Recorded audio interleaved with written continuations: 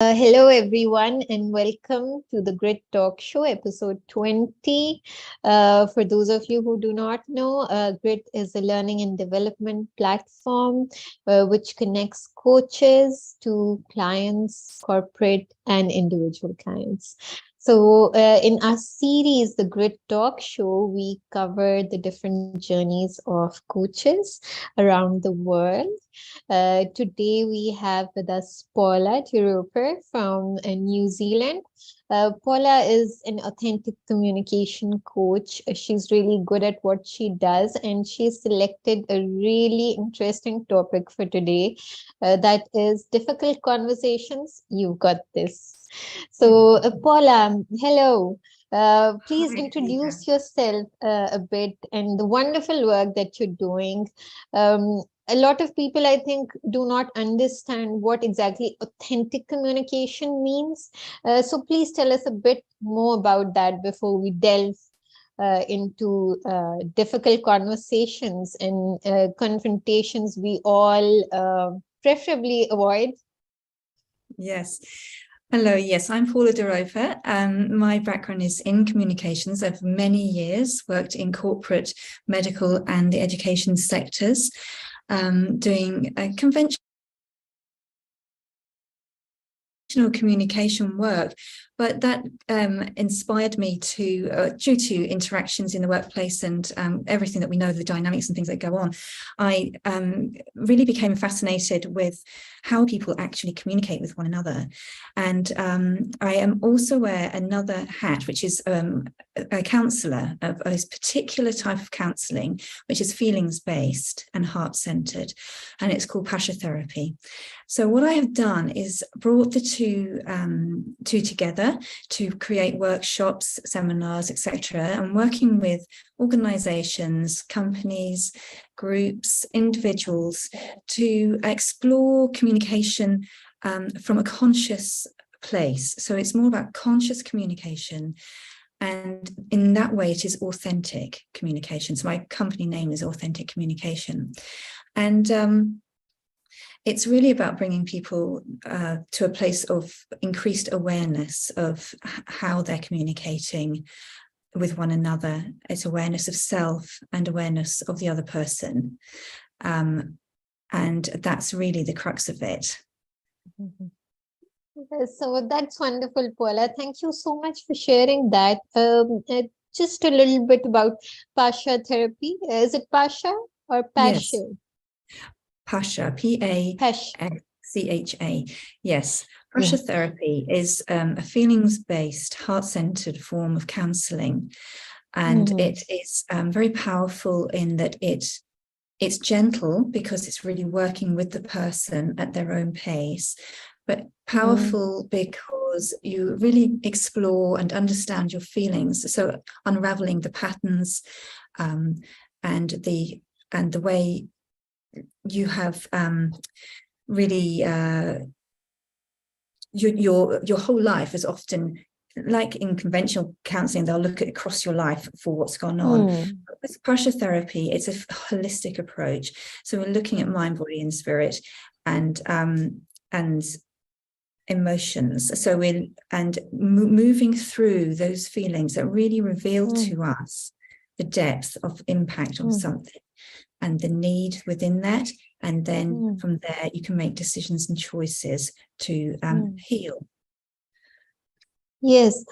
So, Paula, often, when it comes to difficult conversations and confrontations, there are some people who are more willing to, get into a difficult conversation as opposed to some people who avoid it like the plague, like my own self. Why I would like to know, why are some people more fearful of these direct confrontational and difficult conversations? Yeah. So let's start with people who want to avoid those confrontations.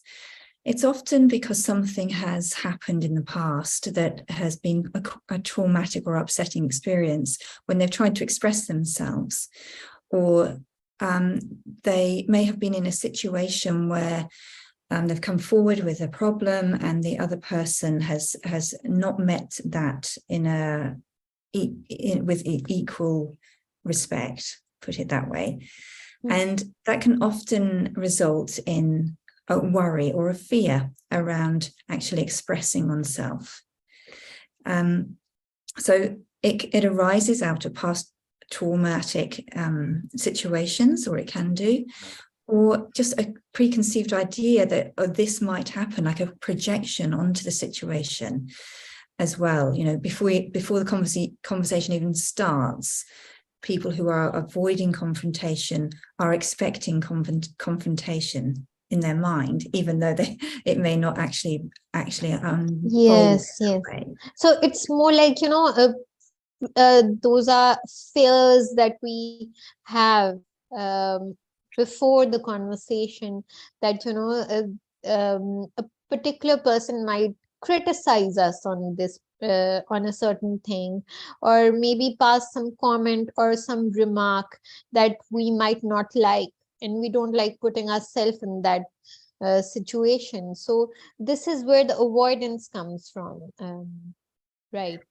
Yes, exactly. And an example might be that in the workplace, for example, a boss may be having a go at an employee, and the employee, so the boss may approach the employee and start telling them in no uncertain terms and in an unpleasant way that they're not up to scratch, they're not doing what they need to do. And it may be a very unfair assessment of the situation without taking into account a lot of other things around the situation. And the employee may just sit back and just take it, not stand up and say, actually, this is the reality of the situation. They won't come back in support of themselves because they're afraid. They might be afraid they're going to lose their job if they stand up and say something, or that it may escalate into something else, or they might get another employee into trouble, and other things are always at play. And a lot of it is about the fear of being overridden, as you were saying, really. And if someone says, no, you're wrong, because it doesn't suit them, from the other person's point of view, it could be about their need. So that there's one person who's avoiding the confrontation, and the person who they're talking to has a need to be right. So whatever that other person says is going to be pushed under the carpet or overridden or undervalued in some way. So this sort of discussion, difficult discussion like this, creates conflict. And what I'm trying to get to a place is to try to bring people to a place where they can actually communicate with peace, and with love, really, in a way that is caring, that is compassionate, and non-violent. So this also comes back to the theories of non-violent communication, which is quite a well-known philosophy or a way of being, but it's about really bringing these conversations to a place where there is mutual respect, understanding, and awareness, self-awareness, Khadija, and awareness of others. So Paula, I'm assuming that when people need to be in a conversation like this, it's best to approach them like, if you've been having a bad day already, and you get into a conversation like this. So what are some things that you can do, like, and it's a conversation you cannot avoid because, it's the boss, like you said, who comes over and, who starts saying some things to you, and you have to respond back, but in mitigated or in a polite manner, or it's somebody much older than you, so it's not as if you can do a lot of talking back. So and you've already had a bad day, So it's a bit of a stressful situation. So how can we maintain our composure or ground ourselves so that we do not let it escalate into Yes. something, you know, something untoward? Yes. The first thing is actually to take care of yourself, to breathe, take a deep breath in, just even when the other person is talking, it's to listen to what they're saying, but to be also conscious of yourself, to breathe, connect into yourself down inside, so you're kind of anchoring into yourself. That steadies you. And then it's important to recognize where you're at. What are you feeling? You might be getting anxious, really anxious. The breath helps with that too. Just breathing, steady. And it calms you. And it that in itself allows you to become clearer about your response. The response it's important to acknowledge the other person's feelings, what they're saying. So sort of return back with what you understand that they have just said to you. So I hear you say that you're not happy with the way I presented this product to our marketing team or something like that. I hear that you're angry with me over that, or and it can be also it's also really very important to be honest with yourself in that sense and say, actually, if you know that you could have done better, to actually own that and say, yes, I could have done better. I didn't have the required information, blah blah blah, and next time I'll be better prepared, or something like that.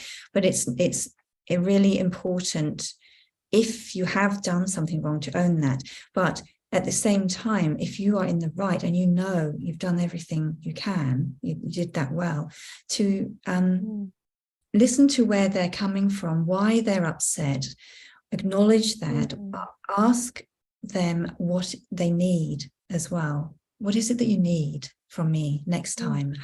How can we do it better next time? And this is a really conscious, it's really important to be slow and steady within yourself so that you can respond appropriately. Otherwise, there's a tendency to flare up, to react.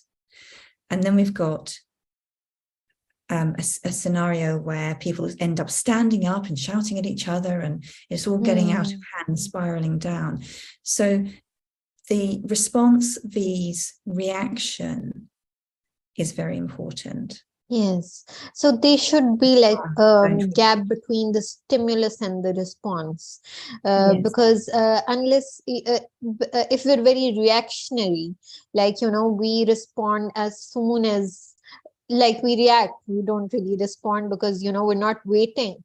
We're not giving ourselves the pause to reflect and think whether we really need to get back to this or react to this, or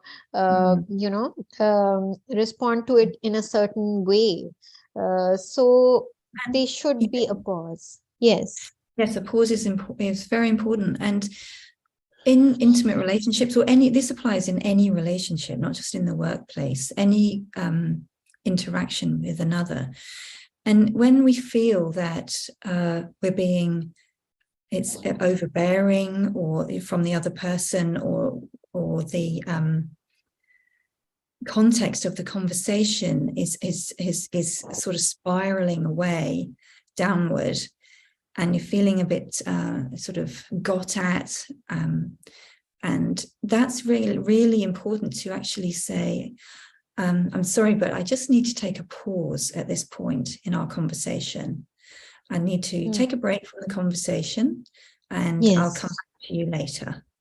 Yes, actually, when that's we're a both great idea.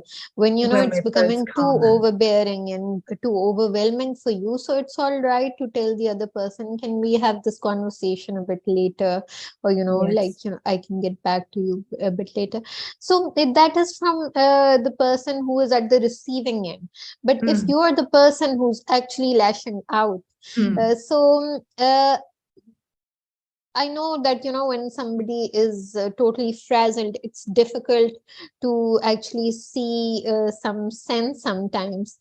So, mm. are there any cues that we can pick up from the other person that, we need to stop now? Well, often when a person is reacting to the feeling within them, they're reacting to it and coming out in a confrontational, abrasive manner. It's really because their own need is not being met. And actually, at the bottom of any argument is an unmet need within each Mm, person. So the ideal is to really try and understand what is needed, actually, rather mm, than reacting. And so people feel that their need isn't going to be met, so then they mm, react, and then they're trying to grab at anything they can in order to get the need met. So with that awareness, it's all about self-awareness, really, and awareness of the mm, other person. So if the other person is is really having a go, and they are not responding to the quietness perhaps of the other person, they think, oh, I'm getting to that person now, and I'm going to go over the top of them. I'm going to bulldoze over them, and I'm going to get my need met. Sometimes that occurs, and that is a scenario that just needs to be avoided at all costs, needs to be dialed back before that happens. So knowing that a person is getting angry, or if that person, the angry person, can be aware enough to say, oh my goodness, I'm getting way too angry about mm, this, or I'm getting mm, too worked up about it. What do I really need? And ask each mm, other, what do you need? mm. And then from there, some action can be taken and progress made.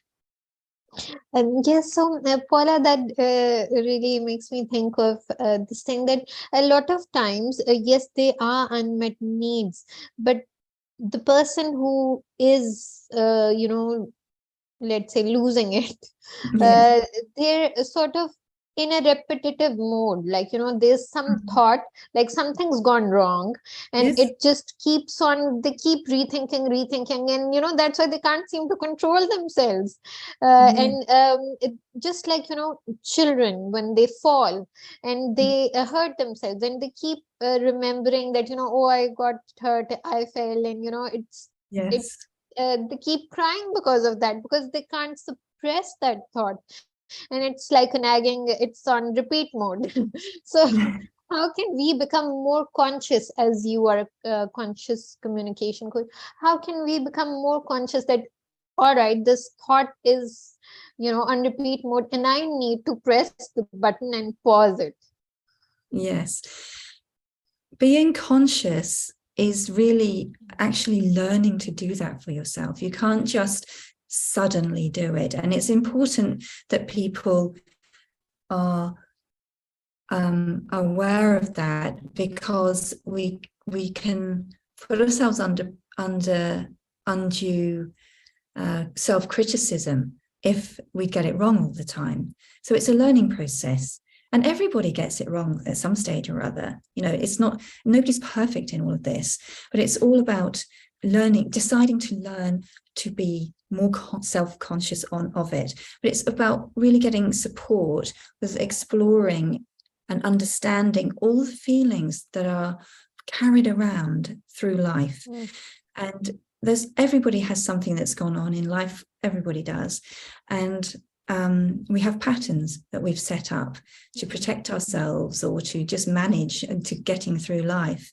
And those protections often get in the way of our relationships, whatever context of the relationship. And if those are unexplored, if they're unconscious within us, then our needs, our unconscious needs, unconscious protections, and unconscious wounds, really, that have not had a chance to heal through life, end up by being kind of pricked and opened up again in given situations that cause that reaction within us. So it's not a simple quick fix, but it's a commitment to oneself to be consciously aware of this stuff, and it takes coaching to get there. Yes, I also feel, Paula, that a lot of times it's the undue pressure that we put on ourselves that things need to be a certain way. And it's that undue pressure, like, of perfectionism that we've put, that, it has to be like this. How can it not be like that? And, that particular thought, that lack of acceptance can, I feel, put us on repeat mode. And it's how can we develop more acceptance of ourselves and others? Like, what are there any particular skill set that is required, or soft skills that can help us carry out more conscious and effective communication? Yes, so the acceptance is a really key word in who we are as people, to accept that sometimes we can't change a situation, no matter how hard we try. To accept this is the way we feel.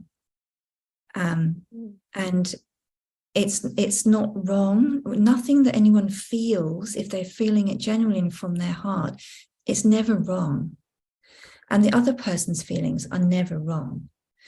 So the soft skill side of it is, it's often personality traits as well. Emotional intelligence is also a very key part of the soft skill set, but not everyone has emotional or high emotional intelligence. But if one does have this emotional intelligence, that connection and understanding and emotional awareness is naturally there. Yes. So other things are, like I was saying before, the self-awareness and awareness of others can be learned. It's about focusing on, it's about working with oneself and growing and understanding oneself. And that is personal development, spiritual development, however, all of those things really, all of that picture. And a key one as well of a soft skill set, and in many cultures, including your own, and I know here in New Zealand, is cultural awareness. It's really important to be aware of the different cultures that you're interacting with. And so the cultural awareness is something that is learned. You go out and you learn about that culture and what makes those people tick, and what's appropriate and what's not appropriate in the way that they're spoken to, or traditions, etc. Those soft skills are quite wide, I suppose, in terms of the communication, of conscious communication like this. And then you can come back to more mind-based things like problem-solving skills. It's a soft skill. It's a good one to get involved with and learn, because it develops leadership skills as a result, and it really helps to meet a person once you have worked through the emotional side. So bringing those soft skills together, emotional intelligence, emotional awareness, self-awareness, awareness of others, those are all linked. Bringing those together, you work through that first, and then you can go on to the solution. What is the solution here? The problem-solving stuff, let's put our heads together and see what we can come up with. In fact, let's put our hearts together and see what we can come up with. What is in your heart that you wish for, that you really feel is what you want to create? And then again, it's another soft skill, creativity. But these things are naturally occurring for people. There's one person might be very creative. I mean, we're all very creative beings, but some people have tapped into their creativity more than others. And so, you know, it's finding your strengths, and then also looking at, well, what areas am I really interested in developing? What, you know, what can I develop for myself? And that is going to bring all this stuff together. Yeah. Yes. So one thing I feel, Paula, is that I was going so deep into my thought, I've lost track. What were you One thinking thing, about? yes, I was thinking about intellectual humility. Like a lot of people, sometimes that we dread talking with as well, are people who lack intellectual humility, because they are well read, they are more educated, they have more knowledge, and then they feel they can have this superior edge over us, even in an argument or in a difficult conversation, and we at some level feel subdued by them. So I'm thinking that highly educated or highly skilled people sometimes lack that, which is lack of empathy too. Yes.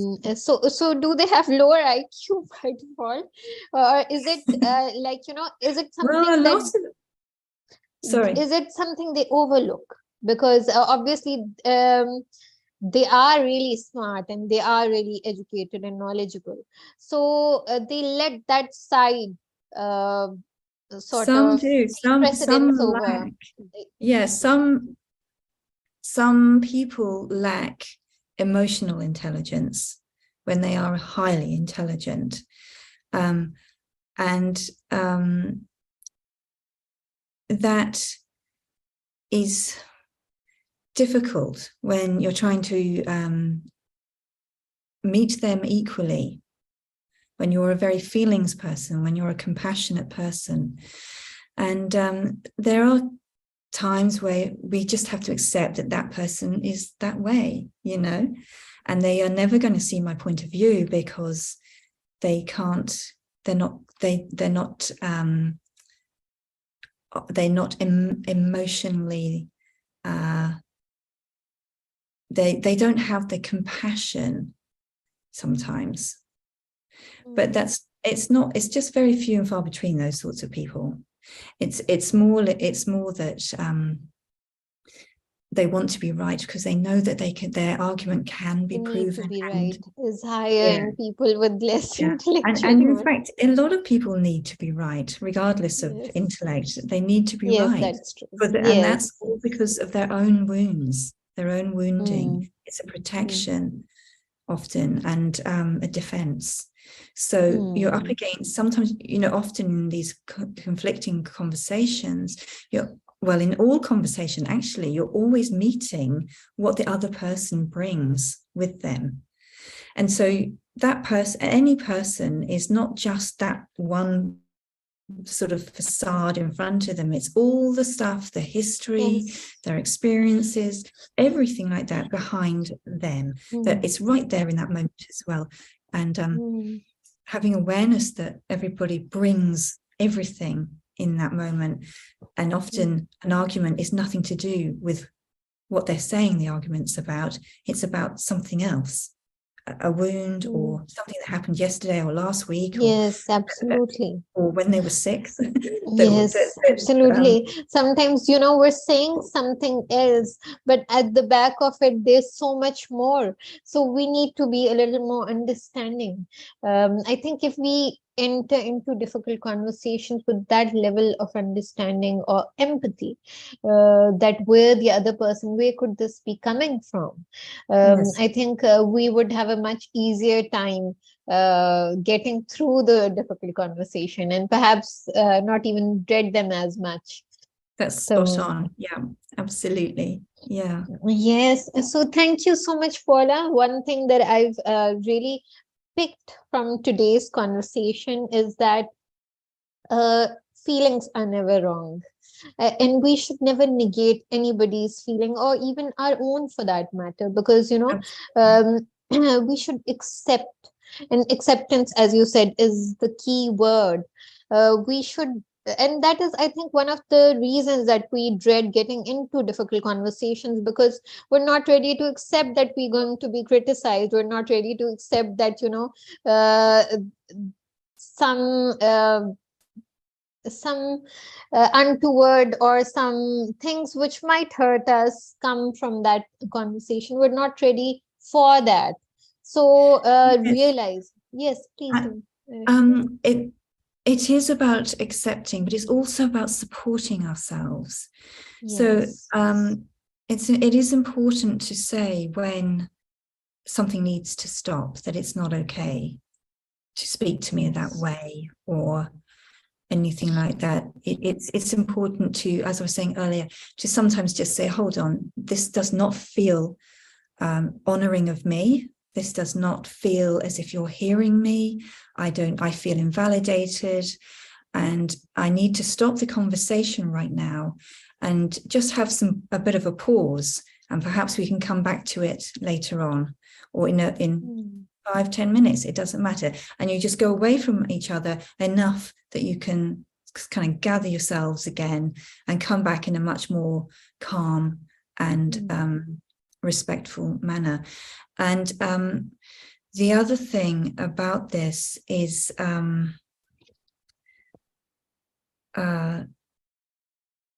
always to know that with this conscious communication,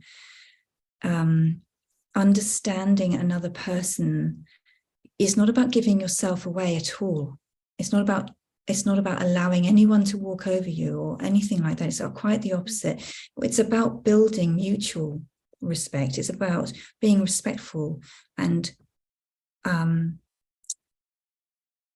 allowing each person the space to say their part of the conversation, and that they're not wrong because they're trying to talk from, especially if it's about acknowledging the person's feeling. So it's my workshops and stuff work on is about looking at making sure the conversation acknowledges the other person, gets them to start thinking about how they're speaking. If they're not speaking in a way that is honoring and respectful and appropriate, then it's also about saying, it's trying to turn it around so that you're saying, I hear what you're saying. I feel that you're angry with this because blah, blah, blah. It's not reacting to them in a way that's going, don't you speak to me like that, rah, rah, rah. That's not going to achieve anything, Yes. It's trying to keep the door open in a way that's acknowledging all the time. Yes. I totally agree with you. A lot of times we're so focused on how the other person should be talking to us, the technicality of it versus, the actual depth of the conversation, as it, where is this coming from? We go in with the defensive. And we're also very focused on having our answer ready, but not actually listening to what's being said. So it's really important to listen really closely to what's being said, without the temptation of building the answer in us. Right, I'm going to say this when as soon as there's a pause in the thing, I'm going to say this sort of thing. I'm going to come back with this or that. But and a lot of times there are afterthoughts as well. a lot of time there are afterthoughts as well, that I should have said this, I should have said this instead. Yes. So Yeah. that's one thing that we do to the Yeah. yes. So so we shouldn't just be focusing on our own selves and our own response. We should listen to the other person instead of just hearing them out. Mm. So thank you so much, Paula, for your time and for sharing these wonderful tips that can make us have difficult conversations with a bit more ease if we go into them with a certain level of understanding, acceptance, realizing that everyone's feelings are valid and they have to be stemming from something or the other. And what are they stemming from? So being more reflective in our conversations, Yes. instead of dreading them, because there are some conversations you need to have that are uh, that you cannot avoid. Mm. So avoidance will not get you any results.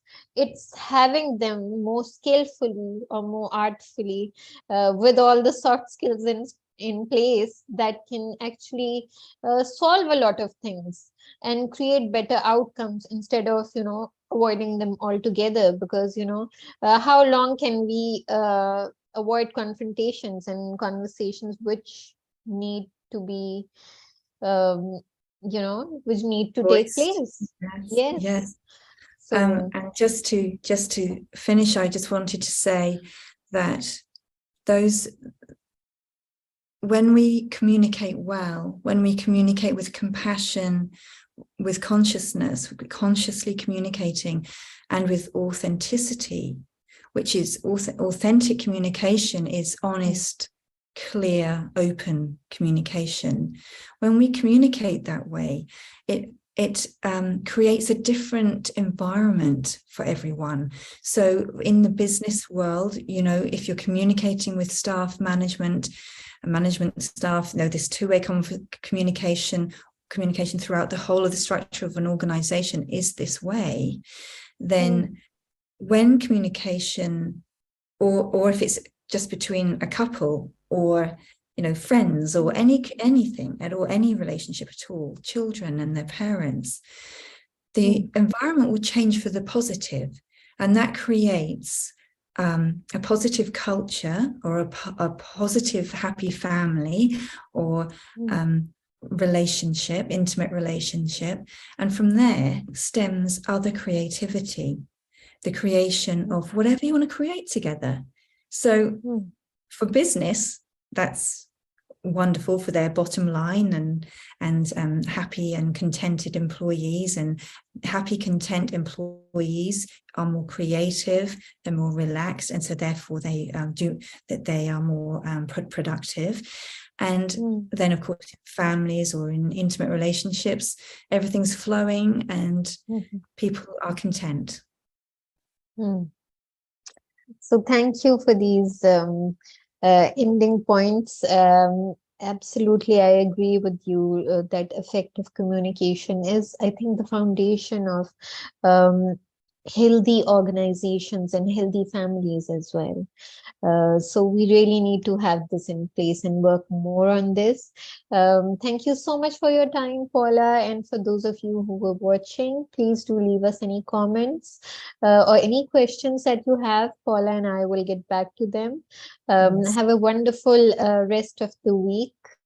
Thank you, Paula, Khadija. Thank you so um, much. It's been lovely talking with thank you. you. Same here. Thank you so much. Thank you. Bye-bye. Bye.